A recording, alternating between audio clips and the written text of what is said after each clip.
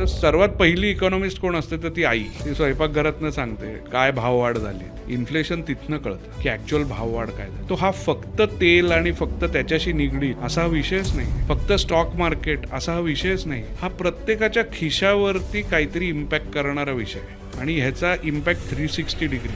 आत्ता आपला रुपी पडतोय, मे बी आपल्याला त्याची डायरेक्ट झळ मध्यम वर्गाला बसत नाही नाही. रे, सगळ्यांची पोरं लोनवर आहेत US ला.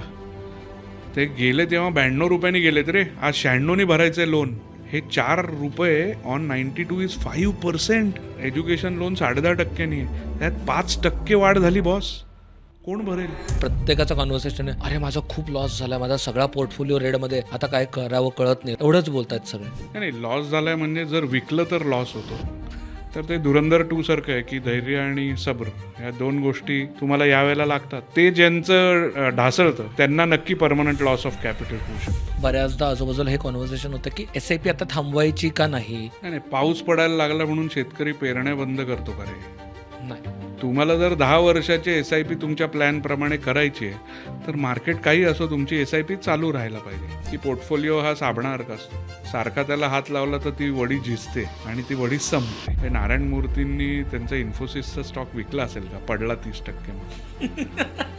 त्यांच्यासारखे पैसे कमवायचे असतील तर मला त्यांच्यासारखी वागणूक ती कुठे? ट्रू. इक्विटी मार्केटमध्ये तुमचा डिसिजन चुकतो का? कारण तुमचा स्वभाव, इमोशनली डिसिजन घेणारी लोक, मेंटली स्ट्रॉंग असणारी लोक यांच्या पोर्टफोलिओमध्ये खूप मोठं अंतर असतं. गोल्ड, डेट आणि इक्विटी असं डायव्हर्सिफाईड फंड असावा, किंवा वॉरमुळे वाटायला लागलं की बाबा डेट सगळ्यात बरं. पण गोल्ड हा रिटर्नसाठी घेण्याचा प्रॉडक्टच नाही. गोल्ड की मार्केटमध्ये पैसे कमवायचे असतील ना तर अधीर माणसाचे पैसे हे संयमी माणसाकडे देण्याचं यंत्र म्हणजे स्टॉक मार्केट. कायम संयमी माणसांनी जास्तच पैसे कमवलेत स्टॉक मार्केटमध्ये. अशा 5 काय गोष्टी आहेत ज्या मी आत्ता विचार केला पाहिजे स्टॉक मार्केटमध्ये इन्व्हेस्ट करायच्या आधी. मी तुला सांगतो मी काय करतोय.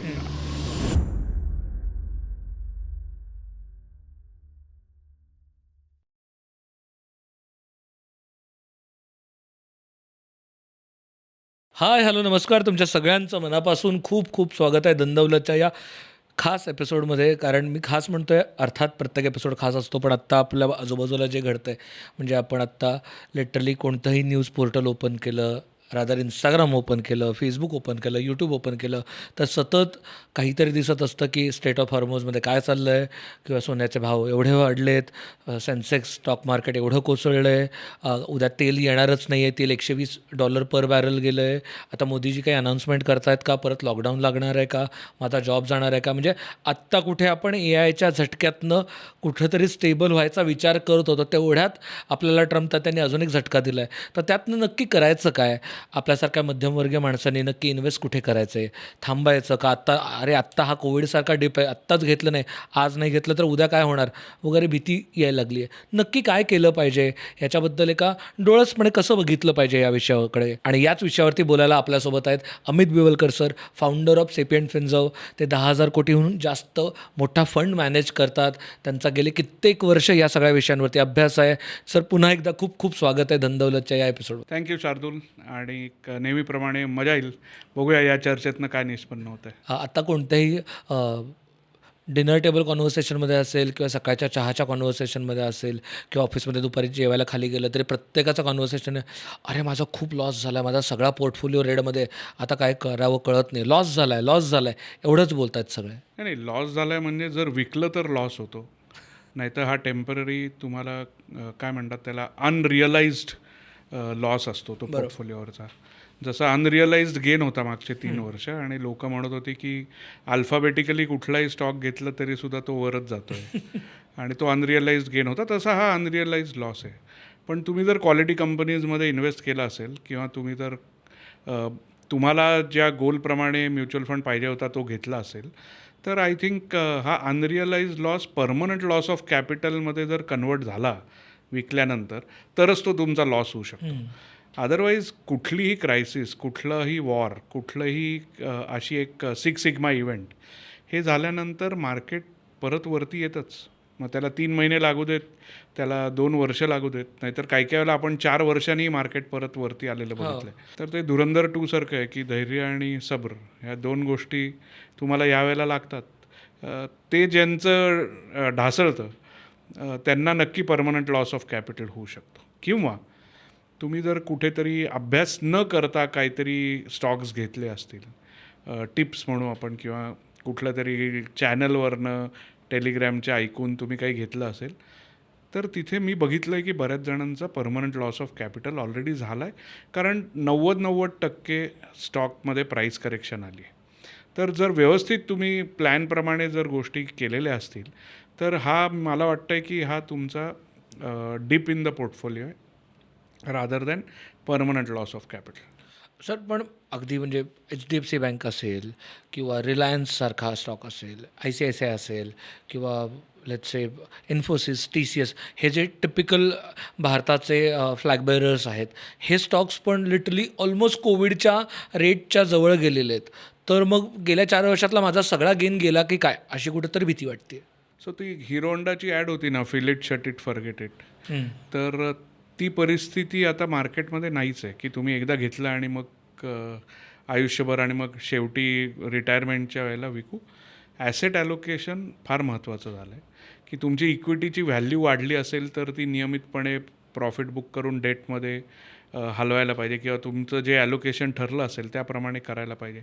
आणि आत्ता ॲसेट ॲलोकेशनप्रमाणे जर तुमचं इक्विटी पडल्यामुळे डेटची व्हॅल्यू वरती असेल पर्सेंटाईल टर्म्समध्ये, तर आत्ता ती व्हॅल्यू तुमच्या कामी येईल. ती ड्राय पावडर आहे, ती आत्ता तुम्ही इक्विटीमध्ये स्विच करायला पाहिजे तुमच्या ॲसेट ॲलोकेशनप्रमाणे. तू कुठल्याही दिवशी ॲसेट ॲलोकेशन कर, पण तो दिवस प्रत्येक वर्षी कॉन्स्टंट ठेव, तरीसुद्धा रिझल्ट तोच असतो.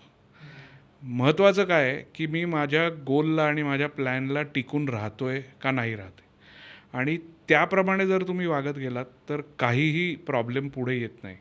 तर we have to just stick to that plan. म्हणजे प्रत्येक बॉलवर 6 मारायची परिस्थिती 2020 ते 2025वर होती. का होतं? कारण तुमच्याकडे एवढी लिक्विडिटी होती मार्केटमध्ये की ह्या लिक्विडिटीमुळे भाव वरतीच जात होते. कारण तुम्ही रोज तोच स्टॉक घेणार.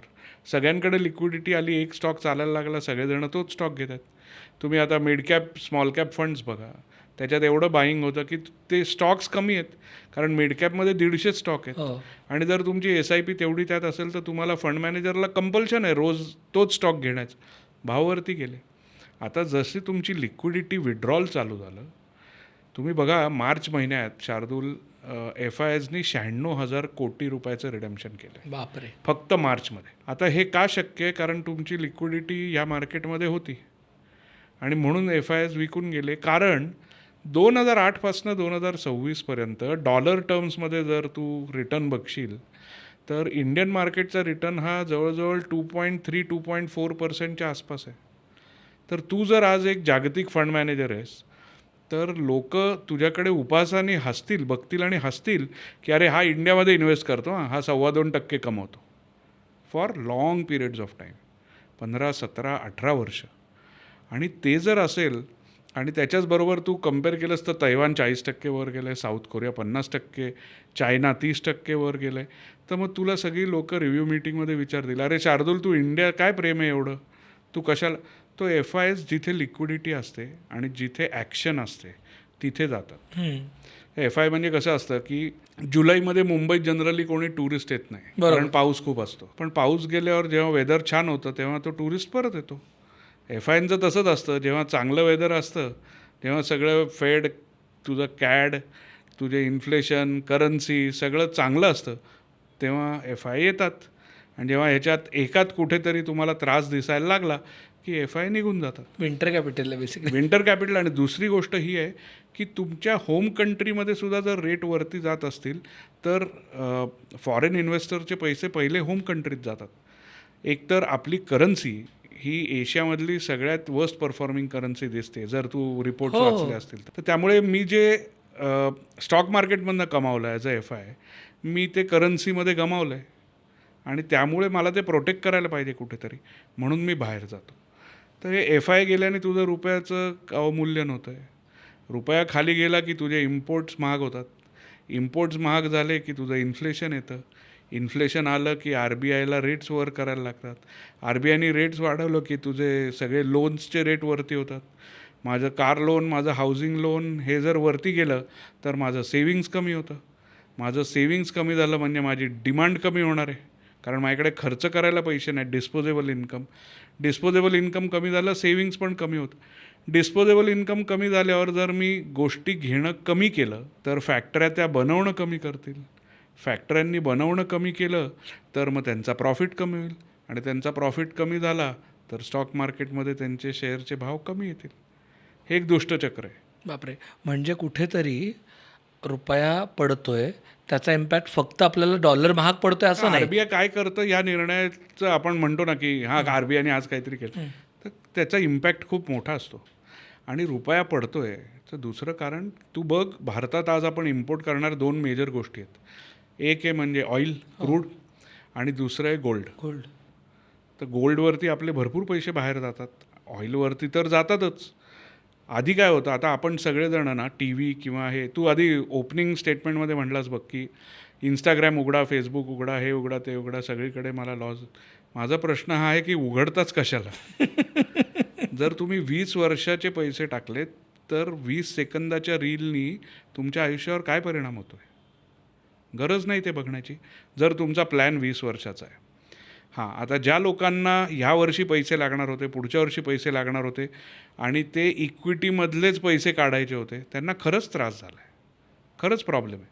पण आपण जर बघितलं की इंस्टाग्राम, फेसबुक हे सगळं ना इव्हेंट ॲनालिसिसवरती येतात, इव्हेंट नाही सांगत.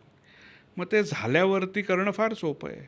मी कुठल्या दृष्टीने हे बोलतो आहे तर रुपयाचं अवमूल्यन हे फक्त ह्याच्यावर अवलंबून नाही. तू बघ की इंडियन क्रूड बास्केट, आपण कोणी कधी बोलत नाही इंस्टाग्राम, फेसबुकवर, हे तू कधी ऐकलं नसेल तर ब्रेंट सगळ्यांना माहिती असतं. ब्रेंटचा भाव सगळेजण बघत असतात, आणि तो काहीतरी $110-112 पर बॅरलला आत्ता आहे. इंडियन क्रूड बास्केट म्हणजे आपण आयात करतो ती प्राईस ही मागच्या एप्रिलमध्ये जवळजवळ $68 पर बॅरल होती.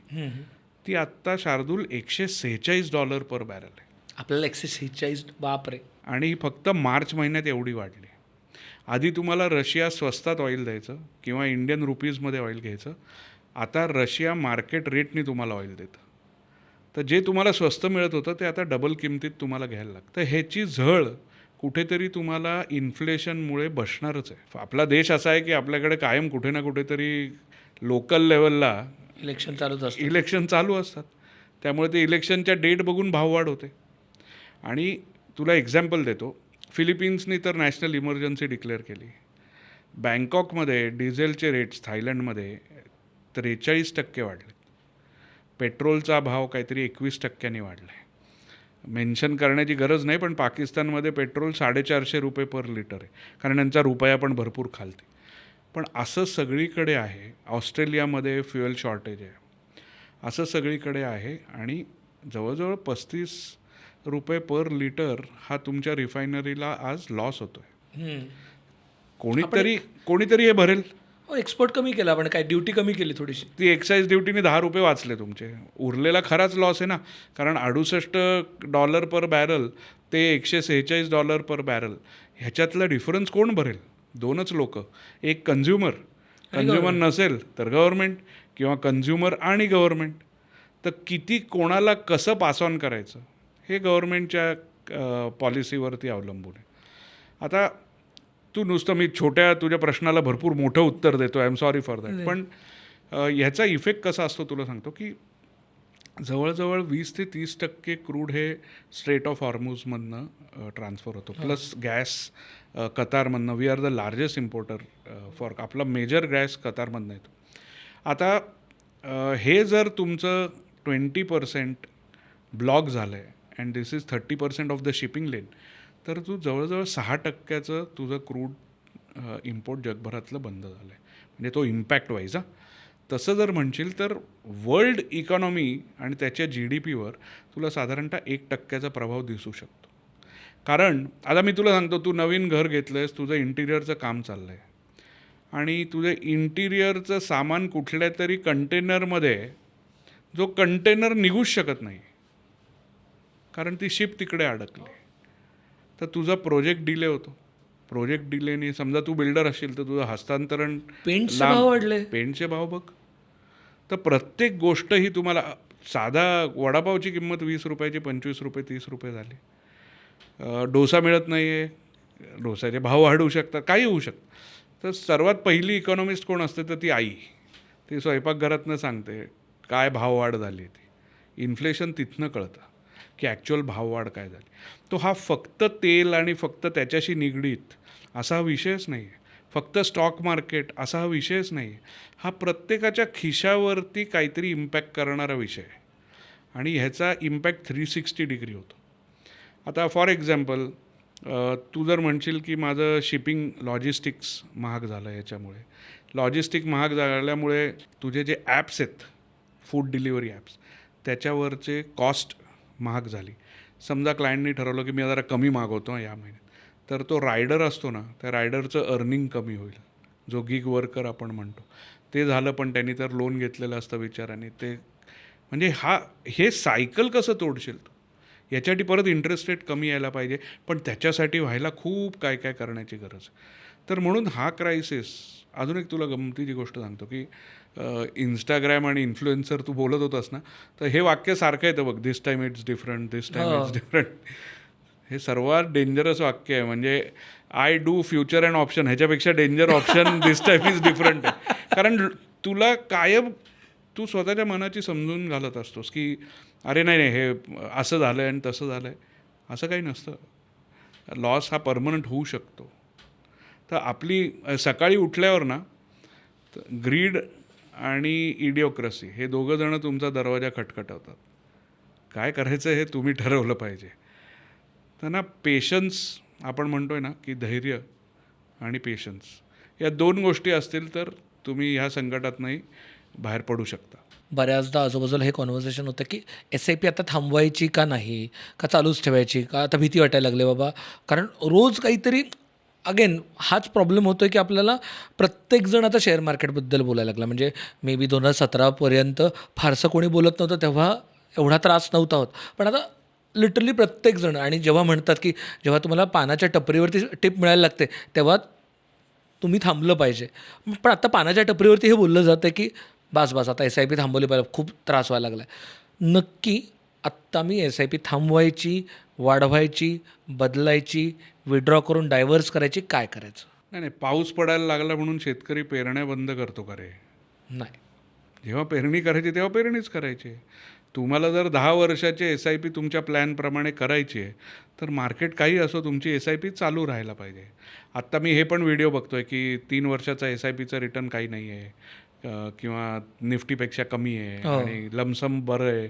आणि SIP ज्यांना पॅनिक सेलिंगचा लॉस पचवायची ताकद आहे किंवा व्होलॅटिलिटी पचवायची ताकद आहे त्यांनी लमसम करावी. अहो पण लमसम करायला तुमच्याकडे पैसे तर पाहिजेत ना.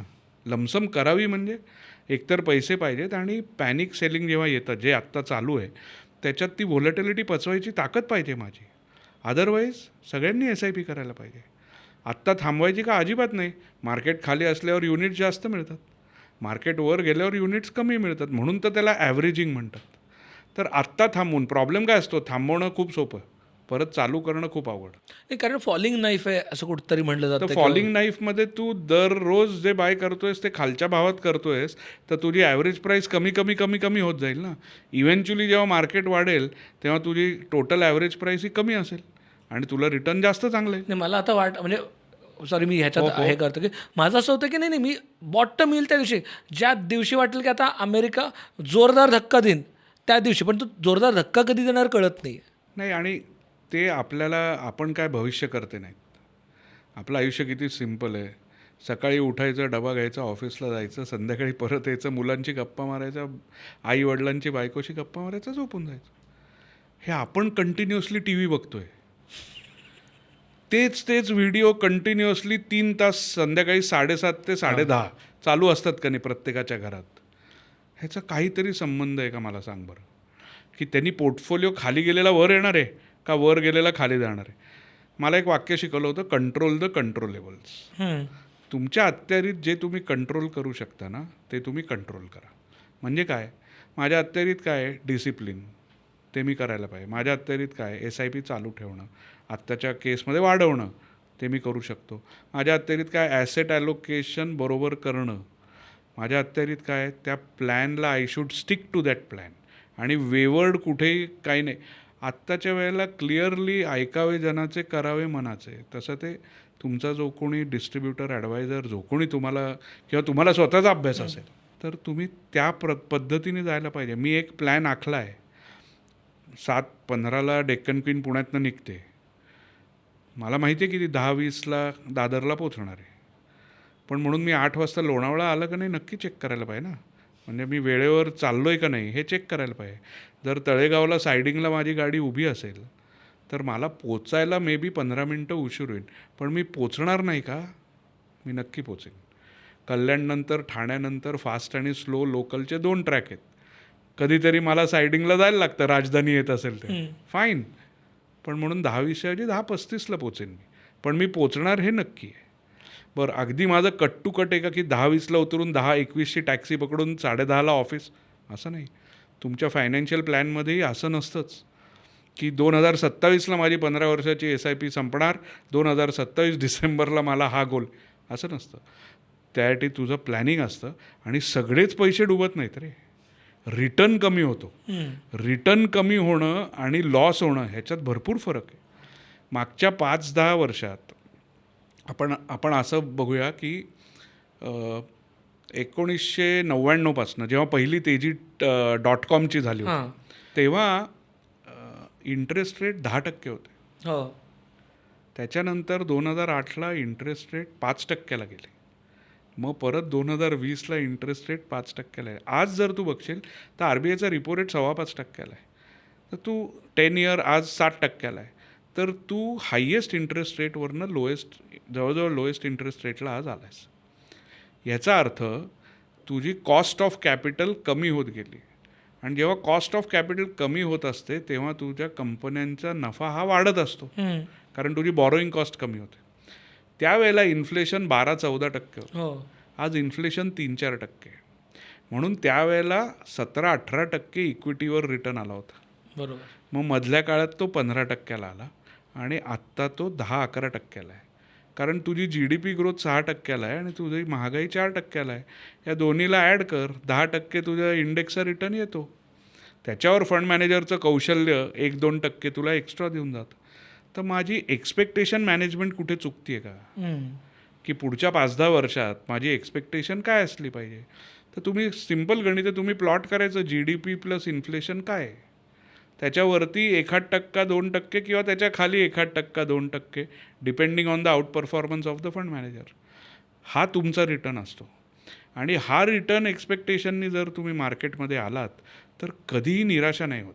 म्हणजे मी आत्ताच्या काळात 14 ते 15% रिटर्न मार्केटकडनं एक्सपेक्ट करणं ओव्हर ॲम्बिशियस आहे का? नाही, मी तुला सांगतो की आत्ता मार्केट खाली आहे तर तुला 14-15% येऊन पण जाईल. ओके. पण डोंट एक्स्ट्रॅपोलेट दॅट. आपल्याला सवय काय असते एक्सेलमध्ये ते पुढे पुढे कॉलमला वाढवत नाहीत. तसं नसतं. तुला मागच्या टर्मिनलला किती मार्क पडले ह्याच्यावरनं तू पुढच्या वर्षीच्या टर्मिनलला किती मार्क पडेल हे कसं सांगू शकशील? नाही सांगू शकणार आहेस. तर ते एक्स्ट्रापोलेशन बंद झालं पाहिजे. अरे माणसाचा स्वभाव 2 मिनिटापूर्वी कसा वागतो आत्ता कसा वागतो माहिती नाही. इक्विटी मार्केटमध्ये तुमचा डिसिजन चुकतो का? कारण तुमचा स्वभाव इमोशनली डिसिजन घेणारी लोकं आणि डोक्यातनं मेंटली स्ट्रॉंग असणारी लोकं यांच्या पोर्टफोलिओमध्ये खूप मोठं अंतर असतं. संजू सॅमसननी वर्ल्ड कपच्या फायनल 3 मॅचमध्ये दाखवून दिलं. रप्पा मारलं आणि IPLच्या 2 मॅचमध्ये हरला. Correct. So that is something what you need to की whether you are thinking from the head or whether you are thinking from the heart. आणि त्यावेळेला काय असतं, आता आपण इथं बसलो आहे, AC चालू आहे, ACमध्ये थर्मोस्टॅट असतो. तो थर्मोस्टॅट ना रूमचं टेम्परेचरप्रमाणे ॲडजस्ट होत असतो की कधी बंद करायचं कधी चालू करायचं काय करायचं. तसं तुझं माइंड आहे. तुला हे रोज पेपरातनं इंस्टाग्रामवर फेसबुक इकडनं वॉर, हॉर्मोज, शिपिंग, ऑइल हे ते बंबार्डमेंट चालू. कधीतरी तू ॲक्शन घेशील का नाही? एवढं सगळं ऐकू येतं म्हणून. आणि ती ॲक्शन बरोबर आहे का चूक हे सांगणारं कोणी नाही. काही वेळेला पॅनिकमध्ये ती ॲक्शन घेतली जाते, काही वेळेला भीतीमुळे ती ॲक्शन घेतली जाते, काही वेळेला वाटतं की अरे माझं कॅपिटल उडतं आहे म्हणून मी ती ॲक्शन. भरपूर लोक काय मी तुला सांगतो की 100 रुपयाचे समजा 140 रुपये झाले असतील तर ते 100 येईपर्यंत वाट बघतात आणि मग 100च्या खाली गेल्यावर रिडीम करतात. त्यांना हे दुःख नाही 140 ते 100 आलं, 100चे 90 झाल्यावर भयंकर जास्त दुःख होतं. ही माणसाला भीती आहे आणि त्या भीतीमुळे इमोशनल डिसिजन घेतला जातो आणि तो इमोशनल डिसिजन बहुतेक वेळेला चुकीच्या वेळेला घेतला जातो. कळत नाही आहे ना काय करायचं. म्हणजे आता फॉर एक्झाम्पल अगदी स्पष्टपणे बोलायचं तर माझाच पोर्टफोलिओ जो कुठेतरी 120-130% होता म्हणजे टोटल ह्याच्यात नॉट इयर ऑन इयर, पण तो आता कुठेतरी 17-18% आला म्हणजे almost back to square one आला आहे. बाजार एक असं यंत्र आहे ना की जिथे पैसा अधीर माणसाकडनं संयमी माणसाकडे ट्रान्सफर होत असतो.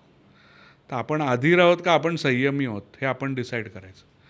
आत्ता दिसणारे समोरची परिस्थिती की तू कधीतरी एखाद्या सब्जेक्टमध्ये फेल होतोस किंवा तुझं युनिट टेस्टमध्ये फेल होतोस किंवा तू टर्मिनलमध्ये काही काहींचं इयर डाऊन पण होतं म्हणून तो काय मुलगा परत बोर्डात येऊ शकत नाही असं नाही किंवा तो चांगले मार्क पाडू शकत नाही असं नाही आहे. मार्केटला ही कंडिशन आत्ता आहे आणि हा इव्हेंट असा झाला आहे की ह्याचा इम्पॅक्ट आहे. पण ह्याचा इम्पॅक्ट जसा आहे तसं त्याच्यावरती सोल्युशन्स पण असतात आणि ती सोल्युशन जेव्हा येतात तेव्हा market is the first to react आणि त्यावेळेला ते 20% रिटर्न देऊन जातं. पण आपल्याला तेव्हा आठवतं की अरे हे करेक्शन होती म्हणून मी टाकले नाही पैसे. ते बाहेर बसतात ना तळ्याकाठी, पाण्याचं टेम्परेचर किती आहे हे मोजत, ते कायम तळ्याकाठीच बसतात. ते कधीच पोहायला आत उतरत नाही. ॲक्च्युली तेच विचारायचं की आत्ता मी तळ्याकाठी बसायचं म्हणजे जे तळ्यात आहेत त्यांनी तळ्याकाठी यायचं का अजून आत दीप जायचं का जे बाहेर आहेत त्यांनी आत्ता बरोबर राईट टाईम तळ्यात उडी मारायची. म्हणजे मला कळत नाही. तळ्यापेक्षा मी समुद्रात म्हणेन भरतीसाठी थांबायचं का ओहोटी अजून काय म्हणजे नाही, कळत मी नाही. तुला सिम्पल सांगतो, जेव्हा कुठेतरी ओहोटी असते ना तेव्हा कुठल्या तरी किनाऱ्यावर भरती असते. वा तर तू कुठल्या दृष्टीने विचार करतोयस ना आणि टाईम फ्रेम काय आहे ना त्याच्यावर आहे. तू इकडे असशील आणि जर आज काय म्हणू आपण टायडल वेव्ह फॉर्मेशनमध्ये आज जर इथे ओहोटी लिहिलं असेल तर आज इथे ओहोटी आहे. उद्याच आलास तू सकाळी 12 तासांनी तर त्याच जागी भरती परत असते. पण म्हणून तू आत राहायचं का बाहेर राहायचं हे टायमिंग नाही करायला पाहिजे. तुझा गोल आहे ना, तू 8 वाजता लोणावळ्याला पोचलास का नाही ते बघ. जर 7:50ला अजूनही तू शिवाजीनगरच्याच पुढे तर खूपच प्रॉब्लेम आहे बरोबर, कारण तू खूप लेट होणार आहेस. पण तू जर जवळपास कुठेतरी असशील तर तू पोचशील मे बी 5-10% इकडे तिकडे. यू हॅव टू ट्रॅक की माझा निवडलेला प्लॅन आणि माझं टाईम होरायझन हे जर बरोबर असेल तर मला आत्ता रिॲक्ट करण्यात काही अर्थ नाही. पैसे असतील तर मी ॲडिशनल इन्व्हेस्ट करू शकतो का? नक्की करू शकतो. जर तुम्ही म्हणताय की मला बाबा 15 वर्षांनी पैसे लागणार, मला काय आत्ता काळजी नाही आहे, बघू पण नका. कुंभकर्णासारखं व्हा, 6 महिने झोपा, काहीही बघायचं नाही मार्केट. तुम्ही जर असं म्हटलं की तुमची मेमरीज निघून गेली आणि तुम्ही मे बी, आता मी तुला उदाहरण देतो की 2001चा 9/11चा अटॅक, बरोबर. त्यावेळेला 10% मार्केट पडलं होतं. 3-4 महिन्यात मार्केट रिकवर झालं होतं. त्याच्यानंतर 2008 जो फायनान्शियल क्रायसिस झाला होता ना तेव्हा 60% मार्केट पडलं होतं, कारण ग्लोबल फायनान्शियल क्रायसिस. या ग्लोबल फायनान्शियल क्रायसिसला रिकवर होऊन मार्केट परत त्या लेवलला यायला 18 ते 24 महिने लागले बरोबर. सो मी जसं म्हटलं तसं 2 महिनेही लागू शकतात, 24 महिनेही लागू शकतात, 36, 48. 2013 ते 17 you have seen market was flat. तेव्हा काही रिटर्न बनले नाहीत. पण नंतर जे रिटर्न बनले ते 4 वर्षाचे सगळे रिटर्न एका वर्षात कंपाऊंडेड आले. सो ते पेशन्स पाहिजे. Market will reward the patient investor. आणि तुम्ही सारखं इकडून तिकडे जर हलवत राहिला, मी मागच्या वेळेला तुला म्हटलं होतं बघ की पोर्टफोलिओ हा साबणासारखा असतो. सारखा त्याला हात लावला तर ती वडी झिजते आणि ती वडी संपते. तर एकदा चांगला पोर्टफोलिओ केला की त्याच्याकडे तुम्ही बघायचं नसतं. Keep it for long term. See एक्झाम्पलच्या दृष्टीने तुला सांगतो आहे की प्रमोटर जे असतात ना ते काय पोर्टफोलिओ स्टॉक त्यांचा पडला म्हणून काय इकडून तिकडे विकतात का रे? हे नारायण मूर्तींनी त्यांचा इन्फोसिसचा स्टॉक विकला असेल का पडला 30% म्हणून? तुम्ही म्हणता की शेअर मार्केटमध्ये मी शेअर होल्डर होतो म्हणजे मी भागीदार होतो त्या व्यवसायात, मी नारायण मूर्तींबरोबर भागीदार आहे. मग त्यांच्यासारखे पैसे कमवायचे असतील तर मला त्यांच्यासारखी वागणूक ती कुठे आहे? ट्रू. तर ते कुठेतरी जोपासायला पाहिजे. आणि आय थिंक रिटेल इन्व्हेस्टर SIPच्या रूपाने ते जोपासतात की आज तुम्ही 5 वर्ष, 10 वर्ष, 20 वर्षाची SIP चालू करण्याचा मानस आहे आणि लोक ते सुरू ठेवतात. I think that is something which we have to give it to the retail investor की ह्या वेळेला पॅनिक रिटेलमध्ये कुठेही अजून दिसलेलं नाही. तुझं वय 35 असेल, तो सगळे ठोकताळे लावले 100 मायनस युअर एज, एवढे इक्विटीमध्ये पाहिजे, अरे हा सधन आहे, याला लायबिलिटी नाही, age is on his side, equity 100% करू. नाही, शार्दूल म्हणतो मी फायटर जेट पायलट आहे, मला रिस्क नाही घ्यायची पोर्टफोलिओवर, 100% डेट करायचं आहे मला. असं होऊ शकतं. तर मी एक ठोकताळा लावून असं करू शकत नाही. I cannot paint the town red by one brush. प्रत्येकाला भेटून, म्हणून पर्सनल फायनान्स आहे ना. आणि ते केल्यानंतर तू असं म्हणू शकतोस की equity delivers better return in long term, gold is an insurance in your, असं तू यू कॅन से की दीज आर माय, हे व्याकरण आहे. करेक्ट. पण इंग्लिश तुला कळायला ते समोर कुठलं तरी टेक्स्टबुक पाहिजे, त्या टेक्स्टबुकमध्ये मल्टिपल चॉईस क्वेश्चन पाहिजेत. आणि ते झाल्यावर मी लिहू शकतो खाली की हा पॅरेग्राफ तुमच्यासाठी आहे आणि हा पॅरेग्राफ वाचा, रीडिंग कॉम्प्रिहेन्शन, मग त्याच्यावरनं आपण उत्तरं परत काढूच शकतो. So you have to be very careful की मी जनरलाइज कोणतरी काहीतरी बोलतो आहे किंवा अर्धवट कोणतरी काहीतरी बोलत असतं. आमच्या क्लायंटची आई आहे, त्यांचा फोन आला आणि म्हणला, अरे अमित, त्या म्हणाल्या की अमित तांब्यामध्ये गुंतवणूक करा असं सगळेजण सांगतात, तर घरची स्टीलची भांडी देऊन तांब्याची भांडी घरी आणायची का? तर म्हणजे हा आरोग्यासाठी प्रश्न होता का कशासाठी? पण at that age she is also impacted by the WhatsApp university. म्हटलं काकू असं काही करायचं नाही. म्हणलं नाही नाही, मी केलं नसतंच तुम्हाला विचारल्याशिवाय, पण असं सगळे म्हणत आहेत म्हणून मी आपलं तुला विचारलं. किंवा आत्ताचं सांगतो तुला, a very learned client of mine, she messaged saying that की अरे त्या वॉरमुळे ना अंडर सी केबल्स कट होणार आहेत आणि त्यामुळे बँकेचे बॅलन्स दिसणं बंद होईल, मग पासबुक प्रिंट करून आणायला पाहिजे, माझं सगळं डिजिटल आहे, what do you say? This is a reality. तर ह्याच्यापासून थोडं वाचलं पाहिजे. आणि त्याच्यासाठी आपण म्हणतो ना की संगतीचा असर, तर ती हल्ली संगत झाली ती व्हॉट्सॲप झाली रे, किंवा इंस्टाग्रामचा रील झाला, किंवा तर you have to be around people who can think sanely, wisely, आणि त्याप्रमाणे तुमचे डाऊट्स भरपूर क्लिअर होऊ शकतात. म्हणजे मग त्याच याच्यावरती यायचं होतं की डायव्हर्सिफाईड. सो त्याच्यात पण 2 ट्रेंड्स दिसत आहेत की कुठेतरी बाबा गोल्ड, डेट आणि इक्विटी असं डायव्हर्सिफाईड फंड असावा, किंवा कारण का बाबा आता माहिती नाही, म्हणजे आता दिसताना लिटरली गेल्या वर्षभरात दिसतं की गोल्ड ज्या प्रमाणात वाढलं, ज्या प्रमाणात बाकी सगळ्या गोष्टी वाढल्या, आणि वॉरमुळे वाटायला लागलं की बाबा डेट सगळ्यात बरं. पण गोल्ड हा रिटर्नसाठी घेण्याचा प्रॉडक्टच नाही आहे. गोल्ड हा इन्शुरन्स असतो. तुझी गाडी ठोकली गेली नाही तर तू कार इन्शुरन्सचे पैसे वाया गेले असं म्हणतोस का रे? गोल्डवरती रिटर्न आला तर that is a bonus. 10% of your portfolio if it is in gold, it's a insurance to your portfolio. आणि मी हे कुठेही ॲडवाईस वगैरे म्हणून सांगत नाही आहे, पण मी तुला सांगतो मी काय करतो आहे आत्ता जनरली. 60 to 65% इंडियन इक्विटीज, 10 ते 15% ग्लोबल इक्विटीज. आणि ग्लोबल इक्विटीज का तुला सांगतो, उदाहरणं म्हणून मी कंपन्यांची नावं घेतो आहे, स्टॉक ॲडवाईस वगैरे नाही. पण आज शार्दूल तू बघशील ना, फॉर एक्झाम्पल तुझ्याकडे आता एवढी यंग जनरेशन काम करते, ते ॲडोबी वापरतात, ते ChatGPT किंवा जेमिनाय किंवा क्लाउड आहे किंवा हे वापरतात, त्यांचा वर्कफ्लो नोशनमध्ये असतो, ते ॲपलचा फोन वापरतात, they will wear shirt or a trouser which is not made in India, त्यांचे स्नीकर्स बाहेरनं आलेले असतात. ह्या सगळ्या कंपन्या इंडियामध्ये लिस्टेडच नाहीत रे. त्या कंपन्या तर ग्रो होत आहेत ना, किंवा एनव्हिडिया घे किंवा कुठली चिप मॅन्युफॅक्चरर घे. माझ्या इन्कममध्ये 10% खर्च हे मी अमेरिकन कंपनीजवरतीच करतो. एक्झॅक्टली. तर मग त्या ग्रोथमध्ये मी पार्टिसिपेट कसं करायचं? There will be some companies in Europe, there will be some in Russia, some in Germany, some in China, some in Taiwan, some in South Korea. I need to put my money there also, कारण मला ती growth पाहिजे. याचा अर्थ की मला ते कळतं किंवा असं नाही. इंडेक्स फंड तिकडे घेऊ, I can always buy a index. तर 10 ते 15% ग्लोबल, 60% डोमेस्टिक.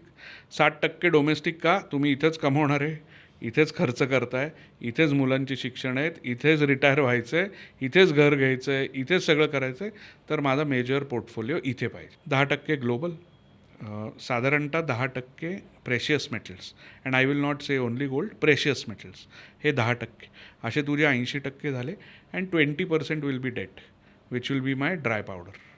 तो गोल्डवरती रिटर्न एक्सपेक्ट करायला नाही पाहिजे. आला सुंदर, otherwise it's a insurance. Against your investment. Debt generally तुम्हाला 5-6%, 7%चं रिटर्न देतं. प्री टॅक्स पोस्ट टॅक्स मी आत्ता काही बोलत नाही, प्रत्येकाच्या टॅक्सची लिमिट वेगळी. Equities 60%, Indian equities, global equity 10-15%. That is how I am thinking की आत्ता जर मला स्वतःचा पोर्टफोलिओ माझा करायचा असेल तर मी आत्ता असा पोर्टफोलिओ करीन. याचा अर्थ मी इकडनं तिकडे उडी मारायला पाहिजे असं अजिबात नाही. मला आत्ता वाटतंय माझ्यासाठी हे सुटेबल आहे तर मी असा इन्व्हेस्ट करीन. अशा 5 काय गोष्टी आहेत ज्या मी आत्ता विचार केला पाहिजे स्टॉक मार्केटमध्ये इन्व्हेस्ट करायच्या आधी? पहिलं म्हणजे की मी व्होलॅटिलिटी पचवू शकतो का. दुसरं म्हणजे माझा इमर्जन्सी फंड ऑलरेडी आहे का. तिसरं म्हणजे की मला डायव्हर्सिफिकेशन व्यवस्थित कळलं आहे का. चौथं ॲसेट ॲलोकेशन मी केलं आहे का. आणि 5वं माझ्याकडे टाईम होरायझन आहे का. या 5 गोष्टी तू बघितल्या पाहिजे. आणि जेव्हा आत्ता सारखं मार्केट क्रॅश होतं तेव्हा मी कुठे इन्व्हेस्ट केलं पाहिजे? नाही नाही, आत्ता कुठे इन्व्हेस्ट केलं पाहिजे. मार्केट क्रॅश झालं म्हणजे तेच स्वस्त मिळतं, तो तिथंच इन्व्हेस्ट केलं पाहिजे. मार्केट क्रॅश व्हायच्या आधी तुम्हाला जर कळलं असतं कुठे इन्व्हेस्ट करायचं तर मलाही सांगा, मी पण तिथेच इन्व्हेस्ट करेन. आत्ता कोणते मल्टीबॅगर स्टॉक्स आहेत? नाही, आपण बऱ्याच वेळेला सांगतो की स्टॉक्समध्ये 20 टाईम रिटर्न आला, 25 टाईम रिटर्न आला, 50 टाईम रिटर्न आला. ज्यांना हे जमतं आहे ना ते चॅरिटी म्हणून दुसऱ्यांना का सांगत असतील रे, ह्याचा विचार कोणी करतं का. की कंटिन्युअसली हा 20 टाईम्स 20 बॅगर मल्टी बॅगर आणि तो तुला सांगत असतो. काय होतं, 100 रुपये गुंतवलेले ₹1 बेबी त्या मल्टी बॅगरवर असतो आणि ते 20 रुपये झालेले असतात. हां, असे बरेच लोक आहेत त्यांनी एक स्टॉक पकडून ठेवला 20-25 वर्ष आणि त्यांना त्याच्यातनं रिटर्न बनला. हे जनरली यांना प्रमोटर म्हणतात की ते तेवढे वर्ष त्यांच्या कंपनीवरती विश्वास ठेवून असतात. Be a promoter or a promoter like mentality, identify a good stock, it will be a multi-bagger for sure. Nifty 26,000, falling knife का जनरेशनल बाय? डिपेंड्स. मी तुला एक त्याच्यावर म्हणजे थोडक्यात उत्तर अवघड आहे याचं, पण ऑइलचा इम्पॅक्ट किती होईल ना याच्यावरती आपली पुढची जर्नी अवलंबून आहे. ते वॉर संपू शकतं शार्दूल, ऑइल इथे किती दिवस राहते ना त्याचा इम्पॅक्ट खूप मोठा आहे. कारण that will have a direct impact on the profitability of companies. Okay. कारण ऑइल वाढलं की तुझं शिपिंग वाढतं, ऑइल वाढलं की तुझं पेट्रोल डिझेलचे भाव वाढतात, त्याच्यामुळे तुझी लॉजिस्टिक्सची कॉस्ट वाढते, लॉजिस्टिक्सची कॉस्ट वाढली की तुझं महागाई वाढते, म्हणजे घरातले धान्य पण महाग होतील. सो महागाई वाढली की इन्फ्लेशन आलं आहे म्हटल्यावरती RBI तुमचे इंटरेस्ट रेट्स वरती नेतं. RBI इंटरेस्ट रेट्स वरती नेतं ना याचा अर्थ तुझं लोन महाग होतं. म्हणजे फॉर एक्झाम्पल 60% समजा तुझं कुठलं होम लोन असेल, आत्ता 7-7.25% काहीतरी चाललं आहे आणि 20 वर्षाचं लोन असेल तुझं आणि तो जर 9% व्याजदर झाला इव्हेंच्युअली तर साधारणतः 1 कोटीच्या लोनवर तुला 20 वर्षात 15 लाख रुपयाचा फरक पडतो. That is a very big impact on your retirement corpus. तर नुसतं असं आत्ताच्या ह्याच्यात निफ्टी का जनरेशनल बाय माहीत नाही. नॉर्मल 15 वर्षाचा व्ह्यू घेऊन 10 वर्षाचा व्ह्यू घेऊन पैसे टाक तर equities will do well compared to other classes. मग इक्विटीज किती रिटर्न देईल depends on what impact the oil has. Actually खूप महत्त्वाचा मुद्दा सांगितला तुम्ही. त्याच्यावरतीच मला विचार, आत्ता जर माझ्याकडं सरप्लस पैसे असतील तर मी आत्ता मार्केट पडलं आहे म्हणून त्याच्यात पैसे टाकावेत का रादर ते पैसे माझ्या लोन संपवण्यात घालवावेत? नाही, हे बघ, जर फ्लोटिंग रेट लोन असेल हां. आणि याचा अर्थ इन्फ्लेशनमुळे रेट वरतीच जाणार आहेत तर तुझं फ्लोटिंग रेट वरतीच जात राहणार आहे. जर तुझं लोन त्याचा EMI हा 30% ऑफ युअर डिस्पोजेबल सॅलरीच्याहून जास्त असेल तर लोन कमी करा. जनरली तू बघशील तर 30-40% हाऊसिंग लोनचा EMI असतो, 10-15% गाडीचा EMI असतो, 20-25% तुझ्या टॅक्समध्ये जातात आणि उरलेले 20-25% सेव्हिंग असतं. बरोबर. जर तुमचं 30-40%पेक्षा EMI वरती जाणार असेल आफ्टर द रेट हाईक तर तुम्ही लोन कमी करायला पाहिजे. अदरवाईज लोन, हे बघ, लोन 7-8%ला आहे, तुमचं इन्व्हेस्टमेंट्स 10-12%नी वाढते. तो देर इज अ डिफरन्स. तर तू जिथे परताव्यासाठी गुंतवणूक करतो आहेस त्याचा रेट ऑफ रिटर्न ह्याच्यापेक्षा जास्त आहे. Till the time you have that gap which is sizeable it is good. Otherwise if the loan inches closer to returns तर मग तू लोन पहिले द्यायला पाहिजे. बऱ्याच लोकांना मेंटल प्रेशर असतं की पोर्टफोलिओ खाली येतो आहे आणि लोनचे रेट्स वरती जात आहेत, त्याला मेंटल पीससाठी लोन देणं सर्वात सोयीस्कर आहे. पण तुझी रिस्क प्रोफाईल आणि तुझी प्रॉडक्ट प्रोफाईल ही मॅच झाली पाहिजे. तू किती रिस्क घेऊ शकतोस त्याप्रमाणे प्रॉडक्ट द्या. दुसरी एक गोष्ट महत्त्वाची सांगतो, आता बहुतेक सगळेजण न्यू रेजिमला आहेत इन्कम टॅक्समध्ये आणि तिथे इन्कम टॅक्सचा बेनिफिट नाही आहे हाऊसिंग लोनला किंवा कुठे. तू हे 7-8% जेव्हा हाऊसिंग लोन घेत असतोस ना हे तू टॅक्स भरल्यानंतरच्या पैशातनं देत असतोस. सो तेच ideally as good as 10%. Correct. तर ते तुम्ही विचार करा की माझी टॅक्स स्लॅब काय आहे, मी इन्कम टॅक्स देतोय, मग उरतील त्या पैशातनं मी हा EMI भरणार आहे. आणि मग त्याचं माझं गणित काय, प्रत्येकाचं गणित वेगळं असू शकतं. कोणी खर्ची टाकत असेल, कोणी 10% असेल, माहिती नाही. हे प्रत्येकाने आपापलं कॅल्क्युलेट करणं. मनशांती हवी तर लोन पहिले द्या. जर EMI जास्त वाढलेला असेल तर पहिले लोन द्या. जर हे नसेल आणि तुम्ही इक्विटीजमध्ये असाल, 20 वर्षाचं लोन, 20 वर्षाचं इक्विटी व्ह्यू, तर इक्विटी व्ह्यू लोनला नक्की बीट करा. अमित सर आले आणि अशा काही त्रिसूत्री दिली नाही असं नाही होणार. तर आम्हाला त्रिसूत्री हवी आजची. म्हणजे आपण पहिला एपिसोड केला तेव्हा पोएम सुरेली केली होती. नाही, आय थिंक मी तुला म्हटलं ना, त्रिसूत्री म्हणण्यापेक्षा this time is different is more dangerous than I trade in F&O. F&O तर बंदच करायला पाहिजे. रिटेलचं काम नाही, ते प्रोफेशनल्सलाही जमत नाही. मार्केट वर जाईल खाली जाईल ह्याची कारणं शोधण्याचं सोडा, ते काम आपलं नाही आहे. पॉलिटिक्समध्ये काय होईल आणि मार्केटमध्ये काय होईल हे आपल्याला कधीच कळणार नाही. More people with more money you will always have different views, and that views itself creates buying price and selling price. Market comes to you every day. He offers his stock. He offers to buy, he offers to sell. Whether to give it or whether to buy from him, हे तुमच्या हातात आहे. तुमची mental स्थिती त्या दिवशी काय आहे आणि तुमच्या खात्यात पैसे आहेत का. मिस्टर मार्केट रोज येतो ना रे, तुला सांगतो हा भाव आहे, घ्यायचा आहे का विकायचा आहे. तुझ्याकडे पैसे असतील, तुला भाव योग्य वाटला, तू विकत घेशील, नाही तर तू त्याला विकून जाशील. पण एकच सांगतो की मार्केटमध्ये पैसे कमवायचे असतील ना, तर अधीर माणसाचे पैसे हे संयमी माणसाकडे देण्याचं यंत्र म्हणजे स्टॉक मार्केट. तर तुम्ही अधीर माणसाच्या कॅटेगरीमध्ये मोडताय का संयमी माणसाच्या कॅटेगरीमध्ये, ते ठरवा. कायम संयमी माणसांनी जास्तच पैसे कमवलेत स्टॉक मार्केटमध्ये. क्या बात आहे. मला ते उदाहरण खूपच आवडलं. म्हणजे ते लिटरली पापलेटवाला आल्यावरती तुमच्याकडे पैसे आहेत का पापलेट घ्यायचे? बघ, पापलेट आवडतो हे ठीक आहे रे, आहेत का पैसे आज पापलेट नसतील तर घ्यायचे? काय करणार. नाहीतर नंतर थोड्या वेळाने बुहारी नेलं ते भांडी देऊन कपडे द्यायला लागेल ना. गंमत जम्मतमध्ये अशोक सराफ नाही का करत, एकदा हत्तीच उचललेला दाखवलं त्याच्यात ते. सो तुम्ही फॅमिली सिल्वर विकून का हे करायला पाहिजे. तू बघ, everybody has actually discarded the small car and gone for a crossover or a SUV. याची गरज नाही, पण केवळ ह्यांनी घेतली म्हणून मला ती क्रॉसओव्हर पाहिजे, आणि तो खर्च खूप मोठा आहे. आत्ता कळत नाही तो. मला ॲक्च्युली मगाशी टॅक्स रिजाईमबद्दल बोललो, मला लिटरली हे बोलायचं होतं की आत्ता आपला रुपी पडतो आहे, मे बी आपल्याला त्याची डायरेक्ट झळ मध्यम वर्गाला बसत नाही नाही आहे. रे, सगळ्यांची पोरं लोनवर आहेत US ला. ते गेले तेव्हा 92 रुपयांनी गेलेत रे, आज 96नी भरायचं आहे लोन. हे 4 रुपये ऑन 92 इज 5%.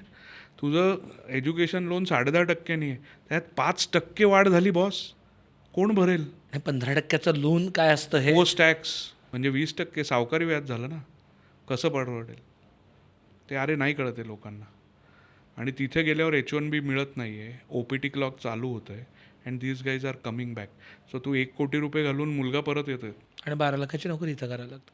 आणि त्याचबरोबर न्यू टॅक्स रिजिममुळे तुम्हाला PPF, कशातच काही इन्शुरन्स, नाही मिळत कशालाच काही हे मिळत नाही. त्यामुळे टेक्निकली तुमचा डिस्पोजेबल इन्कम वाढतं, कारण की तुम्ही हे बेनिफिट नाही आहे म्हणून सोडून देताय त्या गोष्टी आणि त्याच्यात खर्च करताय. म्हणजे अगेन ह्या क्रॉसओव्हर, म्हणजे छोट्या हॅचबॅकच्या ऐवजी मी क्रॉसओव्हर SUV का घेतोय, कारण मला आता इन्शुरन्स घ्यायची गरज नाही टॅक्स वाचून. ॲव्हरेज 13 लाख रुपयाची गाडी झाली ना आता, जी 6 लाख रुपये होती. आणि त्या क्रॉसओव्हरमध्येही nobody wants to buy a WagonR. Correct. सगळे म्हणतात की मला विटाराच्या वरती काहीतरी पाहिजे, मला किया कॅरेन्स नको असेल तरी मला ती ही पाहिजे, स्कोडाची कोडियाक नाही तर कुशॅक तरी पाहिजे. किंवा that is 30 lakhs. 30 lakhs depreciating asset Kodiaq on तर- लोन. वाय? सर, प्रत्येक सोसायटीत संध्याकाळी गप्पांमध्ये हा एक प्रश्न बऱ्याचदा येतो, काय तुमचं म्हणतं स्टॉक मार्केट. असं खवचटपणे एखादे काका विचारतात, म्हणतात आमचं रिअल इस्टेटच भारी ना. ठीक आहे ना, तुमच्या मार्केटसारखं मायनसमध्ये जात नाही. नाही म्हटलं तर 3% का होईना रेंटल यील्ड येतं ना. कुठला फ्लॅटची प्राईस कमी झाली, कुठल्या जागेची प्राईस कमी झाली, वाढतच जाते ना. शेवटी जगात तेवढीच जमीन आहे, तेवढेच फ्लॅट्स आहेत. आपण सुरुवातीला बोललो बघ की लिक्विडिटी असते ती ॲसेट प्राईस वर जाते. ज्या ॲसेट क्लासमध्ये लिक्विडिटी येईल त्या ॲसेट क्लासची प्राईस वर जाईल. टिपिकली जेव्हा इंटरेस्ट रेट वाढतात तेव्हा हाऊसिंग लोन वर जातं, लोकांची घर घेण्याची क्षमता कमी होते किंवा पोस्टपोन करतात डिसिजन.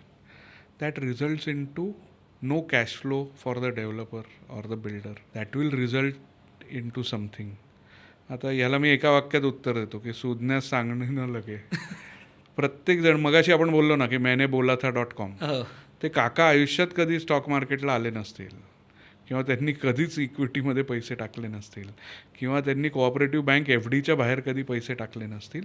त्यामुळे त्यांचा अंदाज, बरं कधीतरी माझं क्लॉक बंद दिसणार ना 12 वाजता, दोनदा दिसेलच बंद आहे, तेव्हा स्टॉक मार्केटचा असा पिरियड येतो जिथे FD तुमच्यापेक्षा चांगला रिटर्न आहे 3 वर्षासाठी, गोल्ड 10 वर्षाच्या कंपॅरिझनमध्ये चांगला आहे, तिथे असं सगळं होणारच आहे. पण मग जेव्हा तो रिटर्न 2025 सप्टेंबरला टॉपवर होता तेव्हा ते काका कुठेतरी मॉर्निंग वॉक घेत असतील, तेव्हा ते बसत नाहीत खालती. सी ॲसेट क्लास प्रत्येकाची आहे. तुम्हाला रिअल इस्टेट घ्यायची आहे, तुम्हाला एंट्री खूप सोप्या असतात तरी ॲसेट क्लासमध्ये, एक्झिटचा व्हेरी डिफिकल्ट. आणि मला कन्झ्युम करायला स्वतःला घ्यायचं असेल 100% घ्या, अपग्रेड युअर हाऊस, 3, 4, 5 तुम्हाला जे काय पेंट हाऊस सगळं घ्या. Otherwise it is a maintenance cost, it is a property tax, it is a upkeep refurbishing cost. बरं तुमचा तो भाडेकरू येतो आहे, जातो आहे, घर कसं ठेवलं आहे, काय करतो आहे, ह्या सगळ्याचं तुम्हाला जर if you can manage that नक्की करा. एवढा पेशन्सच नाही कोणाकडे. बरं ते सोसायटीमध्ये पाणी यायलं, बिल वाढले, सोलर नाही आहे, अरे काय कमी त्रास आहेत का?